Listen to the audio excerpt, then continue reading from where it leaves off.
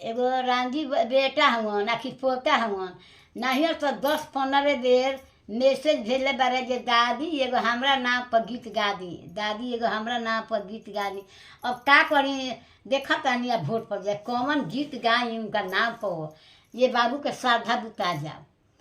तो कहनी रोका एगो मैया के गीत गा देतानी उनका नाम पर।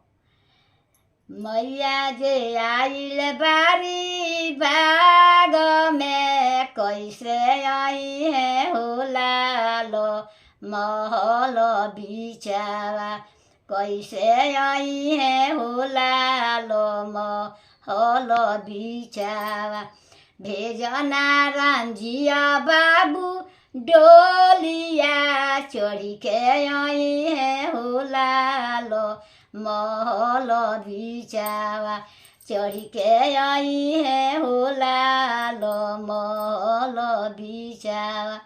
लावना रांझिया बाबू जालावा मैया करी है आसाना नो महल बिचावा, मैया करी है आसाना नो महल बिचावा। यही फेट फेट के लमहर बा कहतानी नु जे सब पोता पोती बेटा लोग बा पतोह बेटी कोई घबराई जन।